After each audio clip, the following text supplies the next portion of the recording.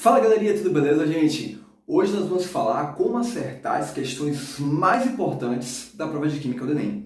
Eu sei que muitos aqui não sabem nem que isso existe. Como assim, professor, existem questões mais importantes do que outras? E sim, a verdade é que acertar a questão 1 ou a questão 10 não obrigatoriamente vai indicar para você uma mesma coisa em termos de pontuação. E hoje eu vou explicar para você exatamente por que isso acontece. Por que às vezes o aluno acerta 30 questões e um outro não acerta bem 30 questões, mas questões diferentes, e eles têm notas muito discrepantes. Então nós vamos explicar isso hoje e como você pode se aproveitar disso, não só para aumentar a sua pontuação, mas também para ter um planejamento, um preparo mais assertivo para o seu Enem. Então é isso aí, vamos nessa. Galera, o primeiro ponto é que fique claro para você que sim, existem questões mais importantes do que outras. Isso tem que ficar muito claro. Prof, por que isso acontece?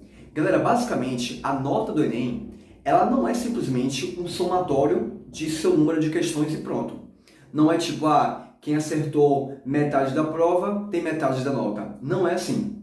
Isso porque a nota do Enem, ela vai ser computada a partir da teoria de resposta ao item, conhecida por nós como TRI. Basicamente, o objetivo da TRI, galerinha, é que você consiga avaliar o aluno de forma um pouco mais precisa, de uma forma um pouco mais assertiva. Porque nós sabemos que ali a prova do Enem é um único dia de evento. É um evento, né? A gente bota roupa diferente e tudo, você compra aquele seu lanche especial, é um evento Enem. Então pode ser que chegue no do dia o aluno e ele chute questões, ele tinha nota boa, e o aluno pode ficar um pouco nervoso e errar outras questões, e aquilo vai dar uma discrepância muito grande dos pontos. Isso pode não necessariamente ser algo justo. Então a ideia de usar a TRI é buscar de uma forma um pouco mais precisa analisar o quanto o aluno ele conhece daquelas habilidades e competências que buscam ser avaliadas ali na prova do Enem. Então, por isso, o que importa para a sua pontuação final não é apenas o número de questões que você acertou, mas sim quais questões você acertou. O Enem vai buscar a sua coerência pedagógica. Vamos supor, galerinha, que das 45 questões de matemática, tá? Lembra que a prova de matemática são 45 questões? Agora pense que cada uma das 45 questões, elas vão estar, para o Enem, numa ordem de dificuldade. Não é a ordem da sua prova, tá? Não é que questão 1 ela é fácil, 45 é difícil. Não. Mas o Enem, daquelas questões que para vocês estão ali embaralhadas, ele tem uma ordem da dificuldade de cada questão. Então, o que se espera? Vamos supor que eu acertei 20 questões de matemática do Enem. Errei 25 e acertei 20. O que você acharia se eu errasse questões muito fáceis e acertasse questões muito difíceis? Isso é uma coisa um pouco estranha. Essas minhas respostas difíceis que eu acertei, elas trazem um pouco de suspeita. Porque pensa comigo, poxa, como é que ele não acertou coisas simples de interpretação, mas coisas muito mais complicadas, que exigem interpretação e coisas mais difíceis ele acertou? Isso é algo que traz uma certa suspeita, algo que parece que, poxa, será que ele realmente sabe o assunto? Então, o que faria sentido se eu acertasse as 20 fáceis e errasse as 25 difíceis? Obviamente, não necessariamente de forma tão linda, as 20 mais fáceis, as 25 mais 5 mais difíceis, mas de uma forma mais ou menos coerente. Então, pode ser que eu acerte uma mais difícil? Pode. Mas não dá para eu errar muitas fáceis e ter acertado muitas difíceis. Isso indica uma não coerência.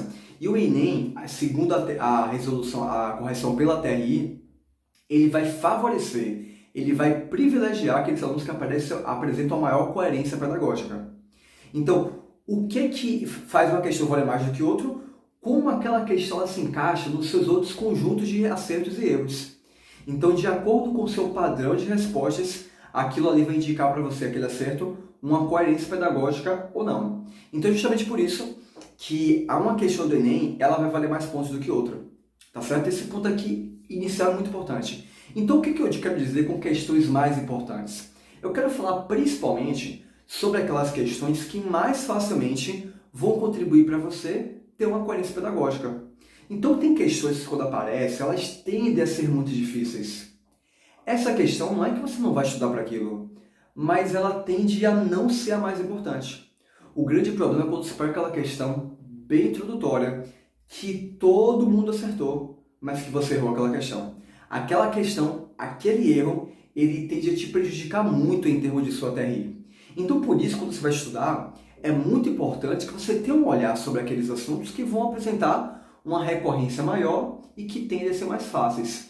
Esses precisam ser seu ponto de maior atenção, porque não só indica maior número de acertos, mas também vai indicar para você uma maior coerência e, consequentemente, uma maior pontuação. Mas vou explicar isso para você um pouco melhor ainda, tá bom? Agora, muito cuidado. Tem aluno que escuta dizendo isso, sabe o que ele faz? Ah, professor, então eu vou errar as difíceis, né? Para não atrapalhar minha coerência?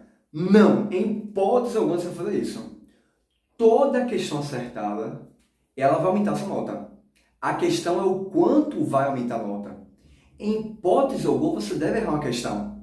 Uma questão difícil, ela nunca vai te atrapalhar se você acertou. Então, eu estava conversando com a aluna logo após o Enem agora de 2021, ela falou, pô, prof, eu errei 2 de química só. Ela foi muito bem, na verdade. E ela disse, mas eu errei 2 fáceis e acertei 2 que eram muito difíceis. Só que a preocupação maior dela não era pelas fáceis que ela errou, é pelas difíceis que ela acertou. E não, acertar a questão é sempre bom. Agora, isso aqui, como eu já falei, tem a ver só com questão estratégica. Na hora que você vai escolher os assuntos que vai focar, a questão que você vai fazer no dia da prova, você dá prioridade para aquelas que vão ser mais importantes. Então, se ela pudesse trocar e acertar aquelas 2 fáceis e errar as 2 difíceis, era melhor para ela. Mas, obviamente, ela errou porque ela não sabia aquela questão fácil, ela se confundiu na hora. Então, não é para hipótese alguma você pensar em errar questões só porque você achou que é difícil. Em alguns anos atrás, eu conversando com outra aluna, ela dizia, prof, meu TRI me prejudicou muito. E a lógica que ela tinha chegado foi, poxa, não era para eu ter acertado aquela questão de física sobre eletromagnetismo. Não existe isso. Pode acertar a questão sem medo. O negócio é só que você tem que priorizar, obviamente, aquelas que vão indicar uma maior coerência pedagógica. Mas, em hipótese alguma, você deixar de fazer uma questão porque você acha que aquilo ali é uma questão difícil e vai te atrapalhar. Isso não acontece. E aí muitos alunos vão me perguntar, tá, prof, mas e aí? Quais são, então, os assuntos mais importantes? Quais são os assuntos que vão indicar uma maior coerência pela TRI? Galera, calma lá, não é tão simples assim. Olha só, não existe um grupo de assuntos que vão se encaixar como questões fáceis e um grupo de assuntos que vão se encaixar como questões difíceis. Beleza? O fato é que alguns conteúdos, eles mais frequentemente aparecem entre os fáceis.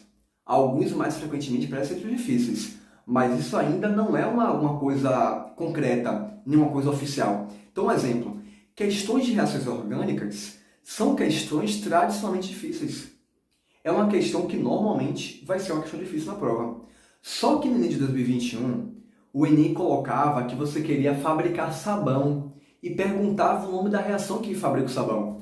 E a alternativa E dizia saponificação. Foi talvez a questão mais fácil da prova. Só pelo nome sabão e saponificação você já tem uma ideia de que essa é a alternativa verdadeira.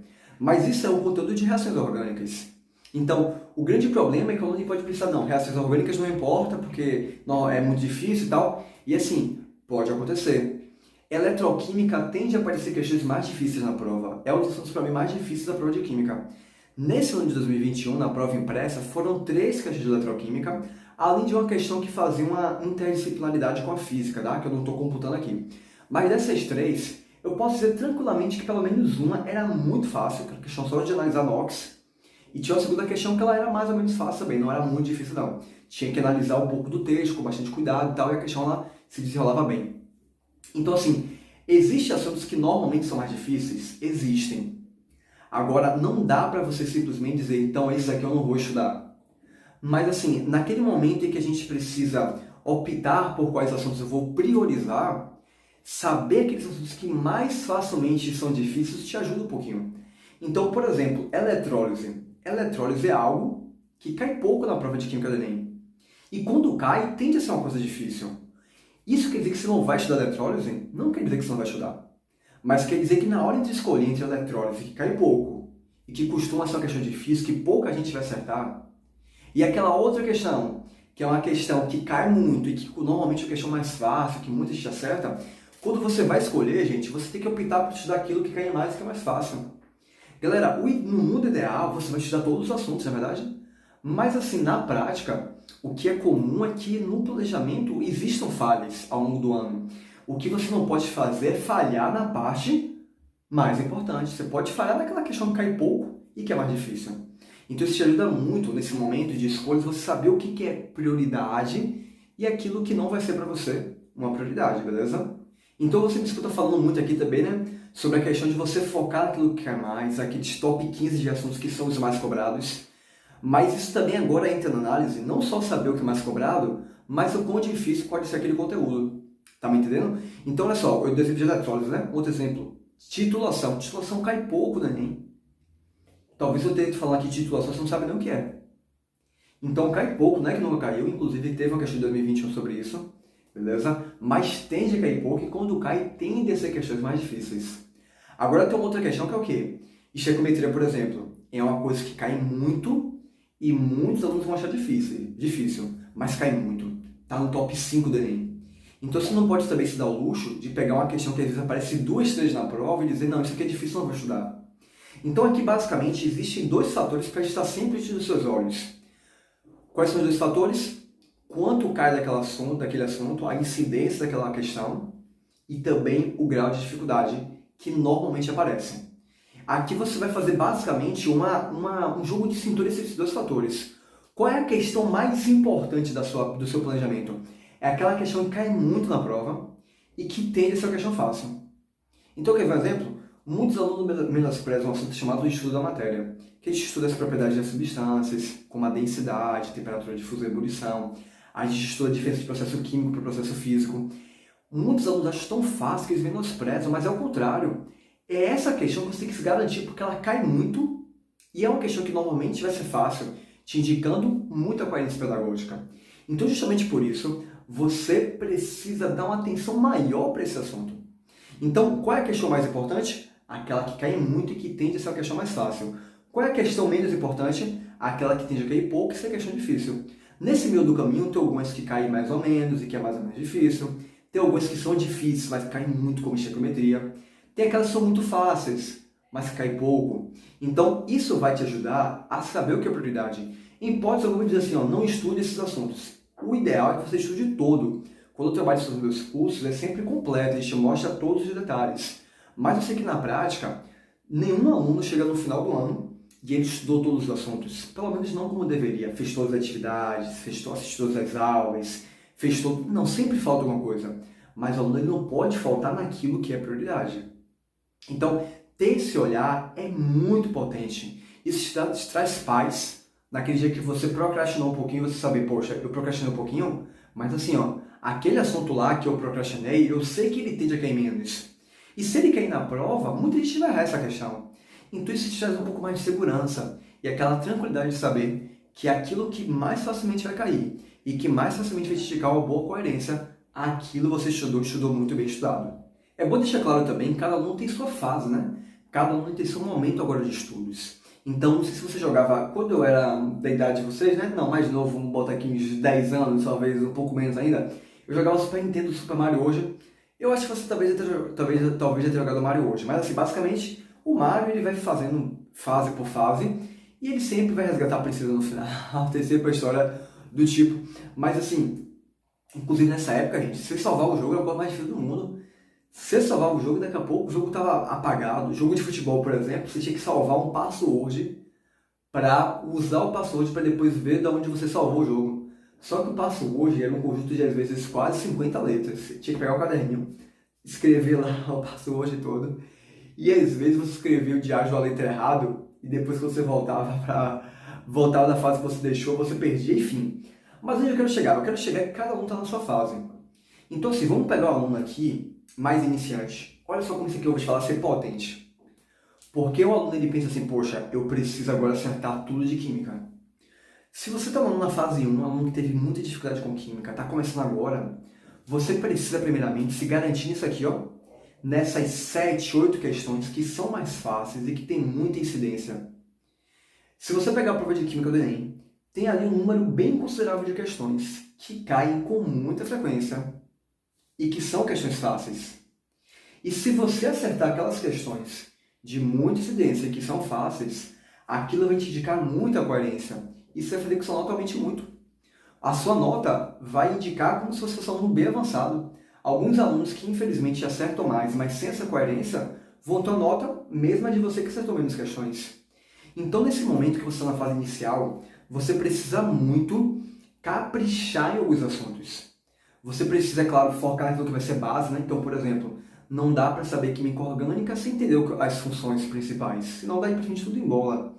Mas além de olhar aquilo que é base, olhar para aquilo que está nessa lista, né? Cai muito e tende a indicar uma grande coerência, porque isso pode alavancar muito a sua nota. Esse é um ponto muito importante, saber a fase que você está e se tiver na fase inicial, ó, focar nisso aqui, tá bom? Se você é um aluno com um pouco mais de experiência, né? O aluno que já está com um número grande de acertos, mas que vai fazer um curso muito concorrido, instituição muito concorrida, e precisa melhorar ainda mais os acertos, então aí agora é o seguinte, você não pode deixar de estar vendo os assuntos para não esquecer desses pontos mais importantes aqui, que, como eu disse, são os que mais caem e tendem a ser mais fáceis, mas você agora tem que aumentar esse campo de visão para uma questão que é mais rara ou que é mais difícil, pode ser para você não te surpreender tanto assim.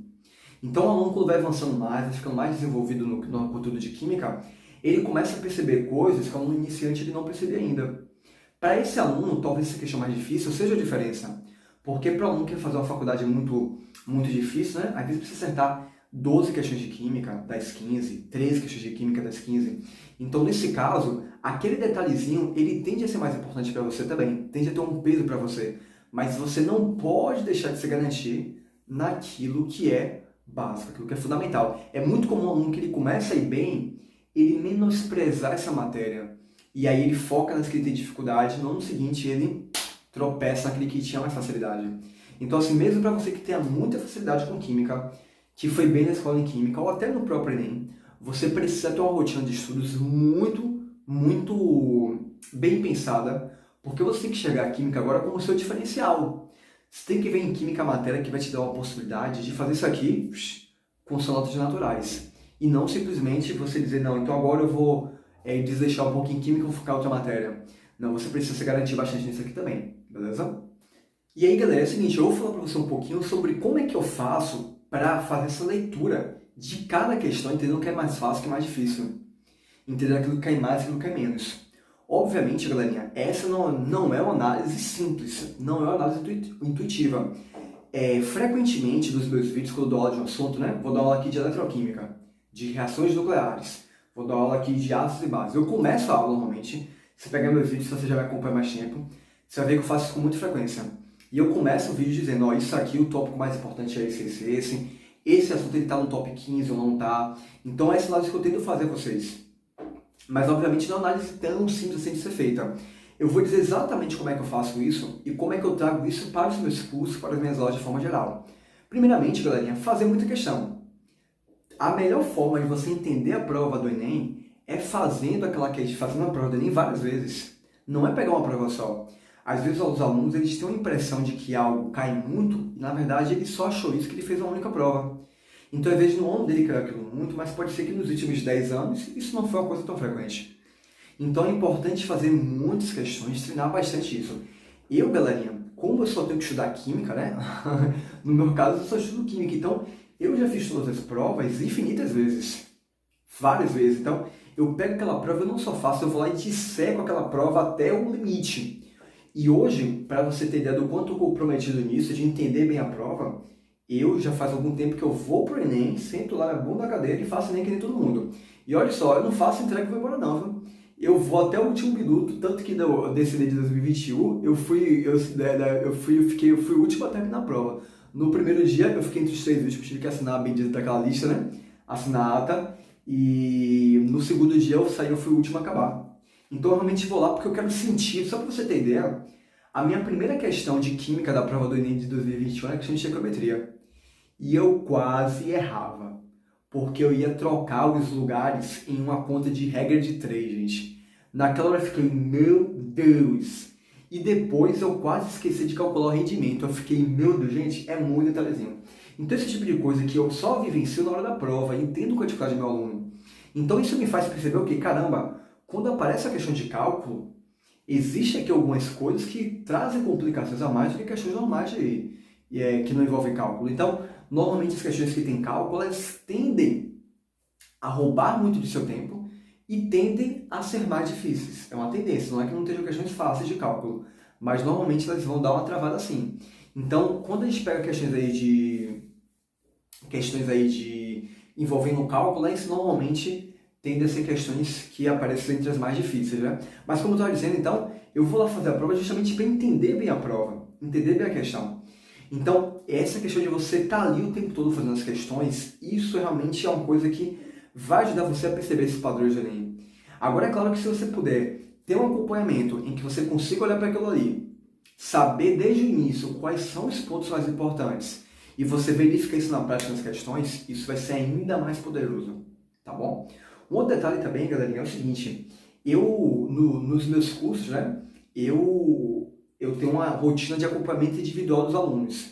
Eu fui monitor de alguns cursos aqui da Bahia e na época o que eu fazia? Os alunos chegavam até mim só para tirar dúvida. E eu vi o quanto isso era poderoso. Eu percebia muito quais eram as dúvidas dos alunos, as dificuldades. Então, hoje para mim já é mais fácil traçar onde o aluno ele pode ter dúvida, ou seja, quais são as questões mais difíceis e quais são as questões mais fáceis também.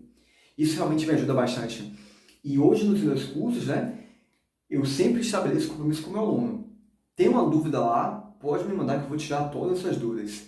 Então isso me faz também perceber exatamente quais são as dúvidas que os alunos têm, e isso me ajuda também a dizer que eu digo para você, ó, isso é difícil, é porque eu vi o aluno errando aquilo ali. Tem assuntos que os alunos não sabem que tem dificuldade, mas que eles têm muitas dificuldades. Um exemplo disso é eletroquímica, que é um assunto que não parece ser tão difícil, mas ele é difícil sim. E eu digo que ele é difícil por quê? Porque eu vejo muita gente assistindo a aula, dizer que entendeu e depois errar a questão. Então eu digo que eletroquímica é difícil. Então às vezes a gente tem umas impressões de alguns assuntos que são fáceis ou difíceis, mas às vezes isso aqui a gente não é verídico isso.